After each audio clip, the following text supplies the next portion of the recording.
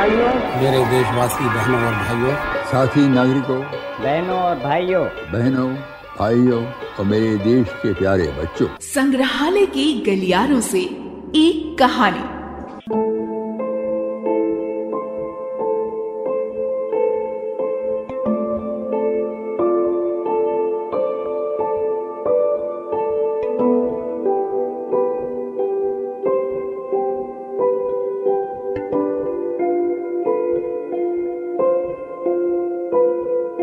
नमस्कार श्रोताओं। कहते हैं जैसा आपका दृष्टिकोण होता है, चीजें आपको वैसी ही नजर आती हैं। एक रचनाकार जब अपनी लेखनी चलाता है तो कल्पना, यथार्थ, अनुभव साथ चले आते हैं। पाठक उसे अपने नजरिए से देखता समझता है, लेकिन इस लिखने, पढ़ने, कहने, सुनने के बीच भी कुछ अंतर्निहित रहता है। यहां रचनाकार ने भगवान श्री राम की 3 मूर्तियों के माध्यम से, जहां एक ओर समाज के अलग अलग वर्गों की पृष्ठभूमि और मनस्थिति को उकेरा है, वहीं भगवान की मिट्टी से बनी आकृति और मिट्टी को ही भगवान के समान पूजे जाने की बड़ी सुंदर नजीर पेश की है। शिक्षा अगर किताबों से मिलती है तो ज्ञान बड़ों से मिलता है, सीख अनुभव से मिलती है, किंतु अपने जीवन और व्यक्तित्व में किस प्रकार उसे आप आत्मसात करते हैं, ये आप पर निर्भर करता है। प्रस्तुत है वीरेंद्र मेहंदी रत्ता की कहानी 3 खिलौने। खिलौने खिलौने खिलौने, अरे आ जाओ खिलौने ले लो। राम दरबार राम जी है, लक्ष्मण है, सीता जी, हनुमान साथ है, राम दरबार ले लो खिलौने खिलौने। अरे शिव पार्वती भी है, साथ में नंदी बैल भी है, ले लो खिलौने खिलौने। ये बिक गए गणेश जी के खिलौने खिलौने खिलौने। ये खिलौने कितने के हैं भैया? अरे भैया एकदम 10 रुपए। बाजार मिठाइयों, आतिशबाजियों और खिलौनों से सजे थे। लोग हंसी मजाक करते जा रहे थे, पर मैं अकेला था, बिल्कुल अकेला, उदास। जिधर देखता लोगों के हंसते मुस्कुराते चेहरे दिखाई देते। मुझे अपना अकेलापन बहुत अखर रहा था। मुझे भी एक दुनिया चाहिए थी। एकाएक मेरी नजर सामने खिलौनों की दुकान पर गई। खिलौनों की दुनिया, मुझे भी एक दुनिया मिल गई। अवतारों की दुनिया, राम, लक्ष्मण, सीता और हनुमान की दुनिया, शिव पार्वती और गणेश की दुनिया। सोचने लगा, सुंदर खिलौने ऊंचा स्थान पाए हैं। शायद ये खिलौने दुकानदार के लिए सबसे ज्यादा धन पैदा करते हैं, तभी तो उनका इतना आदर होता है। संभवतः खिलौने की दुनिया हमारी दुनिया से न्यारी नहीं। जो धन अधिक कमाता है उसका आदर अधिक होता है। दूसरी पंक्ति में मेरी नजर राजा राम के 3 खिलौनों पर रुक गई। 3 खिलौने, 3 भाव, मुस्कान, शांत, दुखी। मुझे लगा जैसे तीनों खिलौने रामायण की पूरी कथा सुना रहे हैं। दुखी भाव सीता के परित्याग के समय, शांत वनवास के समय, प्रसन्न राज तिलक के समय। परंतु दुकानदार के लिए वे 3 रूप नहीं, केवल मिट्टी के खिलौने हैं, जो अपने में एक मूल्य समेटे हैं। वे उसके लिए पूज्य नहीं, आराध्य नहीं। हम वो वाला लेंगे। नन्हे बच्चे की उंगली उन्हीं राजा राम के खिलौनों की ओर थी। मेरा ध्यान उन खिलौनों से हटकर बच्चे की ओर गया। फूले फूले गाल और चमकती साटन की नेकर कमीज पहने नन्हा बालक अपनी मां की अंगुली पकड़े था। मोटी तोंद वाला सेठ संभवतः उसका पिता था। अरे नहीं बेटा नहीं। वो सेठ एक छोटे और भद्दे खिलौने को उठाकर बोला, ये ले लो, ये तो बड़ा अच्छा है। दुकानदार की ओर देखकर फिर बोला, हाँ भाई क्या दूं? 10 रुपया। मुझे उस बाप पर क्रोध आ रहा था, जो अपने बच्चे में बाल्यकाल से ही सौंदर्य और कुरूपता के भेद को जड़ से काट रहा था। हम नहीं, हम वही लेंगे। बच्चे ने रो दिया। हाँ भाई, अब वही ले लो। क्या दाम है? सेठ लाचार था। 10 रुपए।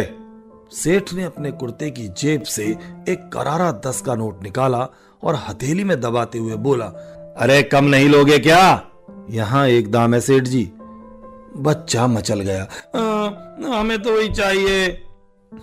हाँ ठीक है, लो 10 रुपए वाला ही दे दो। दुकानदार ने राजा राम वाला खिलौना बच्चे के कोमल हाथों में दे दिया।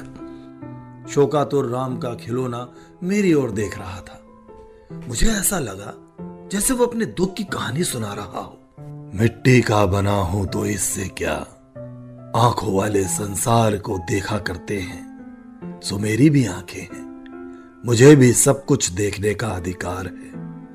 कान जिसके होते हैं वो सुन सकता है, सो मैं भी सब कुछ सुन सकता हूं। मेरी जिह्वा नहीं तभी बोल नहीं पाता। सब कुछ देखता हूं, सुनता हूं, चुप रहता हूं, पर तुम तो मेरी आंखों की मूक भाषा जानते हो ना, इसीलिए तुम्हें अपनी कहानी सुना रहा हूं। सेठ के मंदिर में मुझे स्थान मिलेगा, वहां धूप, अगरबत्ती और मिष्ठान से नित्य प्रति मेरा सत्कार होगा। यह बात तो सही है, पर इसके बदले में जो मुझे देना होगा, क्या उसका भी तुमने सोचा? मैं एक व्यापारी सेठ के पास जा रहा हूं, मुझे अपनी सेवा का मूल्य भी चुकाना होगा। इस सेठ के पापों का सारा बोझ अपने कंधों पर उठाना होगा। सेठ चाहेगा कि काले बाजार में मैं उसकी सहायता करूं, उसके झूठ और पाप को क्षमा करता रहूं। जानते हो क्यों? इसलिए कि वो मेरी सेवा जो करता है, मैं उसके हाथों बिक जो गया। वो सेठ भी विचित्र व्यक्ति है, मुझसे एक भगवान से भी मजदूर की तरह थोड़े दामों में अधिक काम करवाना चाहता है। 10 रुपए में उम्र भर की सेवा। पर मैं तो सेठ से भी चतुर हूं, आखिर भगवान जो ठहरा। भला मैं सेठ की सहायता क्या करूंगा? स्वयं मिट्टी का जो बना हूं। इसलिए ये जानकर हमेशा दुख होता है, जानते हुए भी कि आज के इस युग में इस प्रकार शोषण नहीं चल सकता। सेठ पुराने ढर्रे में चला जा रहा है, इसीलिए उदास हूं। सेठ गरीबों का खून चूसने में मेरी सहायता चाहता है, इसीलिए उदास हूं। खिलौने उठाए बच्चा आंखों से ओझल हो चुका था। दुकान की ओर देखा, भगवान राम के दूसरे खिलौने का सौदा हो रहा था। खरीदने वाला एक सफेद पोश क्लर्क था। सादी किनारे वाली धोती पहने उसकी पत्नी भी साथ थी। अपने नन्हे के लिए सामर्थ्य के अनुसार उसने सबसे सुंदर खिलौना खरीदा, और वो था राजा राम का दूसरा खिलौना। खिलौने को बड़े पवित्र भाव से क्लर्क की पत्नी ने संभाला। शांत राम का खिलौना अपनी कहानी कहने लगा। तुम तो मेरी आंखों की मूक भाषा जानते हो ना, सो तुम्ही से बातें कर रहा हूं। जिस घर में मैं जा रहा हूं वो मध्य श्रेणी के सचेतन क्लर्क का घर है। थोड़ा कमाता है, थोड़ा चाहता है। उसका मेरे आगे माथा झुकेगा जरूर, पर वो मेरे सही अस्तित्व को भी पहचानता है। उसकी श्रद्धा अंधी नहीं। मैं क्या हूं वो उसने बड़ी बड़ी किताबों में पढ़ रखा है। वो भली भांति जानता है कि मैं भगवान थोड़े ही हूं, मैं तो केवल ध्यान लगाने का माध्यम हूं। कर्मयोगी बनने को वो गीता पढ़ता है। अध्यात्म का अध्ययन वो विवेकानंद की पुस्तकों से करता है, और समाज को नया रूप देने के लिए मार्क्स का कैपिटल पढ़ता है। दिन भर वो फाइलों में उलझा रहता है। रात को मोटी मोटी किताबों में आंखें गाड़ देता है। उसकी पत्नी को सदा इस बात की चिंता रही है, पर मुझे इस बात का संतोष है कि उसका ज्ञान बढ़ रहा है, और ज्ञान की वृद्धि में ही जीवन का विकास है। यही मेरी चेतना है, इसीलिए मैं शांत हूं। क्लर्क दंपत्ति भी मेरी आंखों से ओझल हो गए। अकेले पड़े मुस्कुराते राजा राम के खिलौने की ओर मेरी नजर पड़ी। मैं चाहता था कि कोई जल्दी ही आकर उसे खरीद ले, जिससे मैं उसकी भी कहानी जान लूं। लाल रंग का नया घाघरा और पीले रंग की चोली पहने एक भोली सी प्यारी बच्ची दुकान के सामने आ खड़ी हुई। नन्ही राधा सी दिखती। पीछे पीछे गाढ़े लाल रंग का कुर्ता और धोती पहने बच्ची के बापू और उजला घाघरा पहने बच्ची की माँ भी आ पहुंची। बाबा बाबा खिलौना लेवे, बाबा खिलौना लेवे। बच्ची तालियां बजा बजा कर खिलौने की ओर देख रही थी। उसकी उत्सुक आंखें खिलौने की दुनिया में खो गई थी। कौन कौन खिलौना लेबो बिटिया? बाबा, एड़ी ऊंची उठाकर ऊपर सजे खिलौने की ओर देखकर बच्ची बोली, ओ वाला बाबा, ऊ वाला। अच्छा, का दाम है बा खिलौने का? 10 रुपया। दुकानदार ने टालते हुए कहा। बड़ी दीनता से बाबा अपनी पत्नी की ओर देखकर बोला, हाँ, क्या करें, 2 रुपया तो हमारे पास भी है, अब बच्ची का बात है तो ले लो, भगवान का मूर्त है, कोई बात नहीं। मां ने अपनी नन्ही के गालों को थपथपाते हुए कहा, 6 रुपया ले लोगे भैया, यहां एक दाम है। अच्छा, स्वर में बेबसी थी। लड़की के लिए दे दे, अगर पैसा ही होता तो भगवान की मूर्त की खाते, रुपया भी दे देते।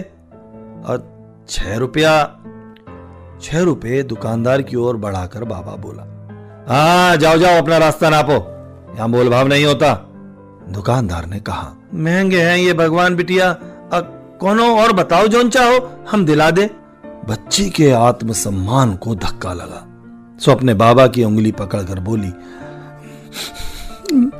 चलो बाबा, और खिलौना ना लेवे। बच्ची का मुंह रुआसा हो गया। मैंने इशारे से दुकानदार को बाकी पैसे देने का वायदा किया। दुकानदार ने निराश होते हुए किसान को कहा, अला खिलौना लेते जाओ। खिलौने के स्पर्श मात्र से बच्ची का अंग अंग नाच उठा। उस खिलौने की मुस्कान चुपके से मेरे कानों में अपनी कहानी कहने लगी। भगवान का बड़ा भाई किसान कैसे, यही जानना चाहते हो ना? किसान लोगों के पेट की ज्वाला को शांत करता है और मानसिक अशांति को दूर करता है। क्षुधा पहले आती है और अशांति बाद में। सो मेरा बड़ा भाई हुआ ना किसान। परंतु मूर्ख दुनिया मुझे ही अन्न देने वाला समझ बैठी। असली अन्नदाता को भूली हुई मैं मिट्टी के पारखी के पास जा रहा हूं और मिट्टी से ही मेरा शरीर बना है। इसलिए किसान ही मेरा वास्तविक मूल्य जान पाता है, तभी तो मैं खुश हूं। मेरे खरीदे जाने में भी एक रहस्य है। किसान की सहायता एक सचेतन व्यक्ति ने की और मैं खरीदा गया। नन्ही राधा नाचती कूदती बहुत दूर चली गई थी। मेरी आंखें डबडबा गई। नजर उस खाली स्थान पर गई जहां पहले राम के 3 खिलौने रखे थे। मुझे ऐसा लगा जैसे राम के 3 खिलौने नहीं थे, भारत माता के 3 रूप थे। मेरा माथा झुक गया। श्रोताओं, अभी आपने सुनी कहानी 3 खिलौने। लेखक थे वीरेंद्र मेहंदी रत्ता, वाचन राजीव शर्मा का, कंपेयर तपस्या, कार्यक्रम सहायक जतिन मीणा और निर्मात्री रंगोली श्रीवास्तव। अपनी राय और परामर्श हम तक पहुंचाने के लिए आप हमें ईमेल कर सकते हैं। हमारा ईमेल आईडी है archives@prasarbharati.gov.in।